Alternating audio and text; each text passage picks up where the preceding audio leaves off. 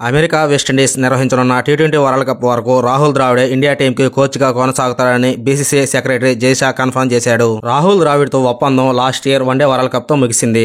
December, జనవరిలో జరిగిన south Africa పర్యటనలోనూ Dravid కోచ్గా కొనసాగాల్సిందిగా బోర్డు కోరింది. పదవీ కాలం ఎప్పటిదాకా అనేది మాత్రం చెప్పలేదు. తాజాగా ద్రావిడ్తో మాట్లాడి టీ20 వరల్డ్ కప్ వరకు ద్రావిడ్తో ఒప్పందాన్ని పొడిగించినట్లు జైషా తెలిపాడు. 2023 వరల్డ్ కప్ తర్వాత ద్రావిడ్ చాలా బిజీగా ఉన్నాడని, ఇప్పటికీ కలిసి నేరుగా మాట్లాడే అవకాశం దొరికిందని జైషా చెప్పాడు. టీ20 వరల్డ్ కప్ వరకు కోచ్ పాత్రలో ద్రావిడ్ కొనసాగుతున్నాడని కన్ఫర్మ్ చేశాడు. అమెరికా, వెస్టిండీస్ వేదికగా జరిగే పొట్టి ప్రపంచ కప్లో టీమిండియాను ఎవరు నడిపిస్తారనే ఊహాగానాలకు తెరపడింది. భారత్ వేదికగా జరిగిన వరల్డ్ కప్లో టీమిండియాను అద్భుతంగా నడిపించిన కెప్టెన్ రోహిత్ శర్మనే టీ20 వరల్డ్ కప్లో కెప్టెన్సీ బాధ్యతలు చేపడతాడని బీసీసీఐ కన్ఫర్మ్ చేసింది. హాయ్ ఫ్రెండ్స్, మీరు కానీ రోహిత్ శర్మ డైహార్డ్ ఫ్యాన్స్ అయ్యంటే ఈ వీడియోకి ఒక లైక్ చేయండి. అలాగే రోహిత్ శర్మ గురించి మీ అభిప్రాయాన్ని కామెంట్ రూపంలో తెలియజేయండి. జూన్లో స్టార్ట్ అయ్యే టీ20 వరల్డ్ కప్లో రోహిత్ శర్మనే టీమిండియాకు కెప్టెన్సీ వహిస్తాడని బీసీసీఐ సెక్రటరీ జైషా తేల్చి చెప్పారు. మనం 2023 వన్డే వరల్డ్ కప్ గెలవలేకపోయినా మనుషులు గెలిచామని గుర్తు చేశాడు జైషా.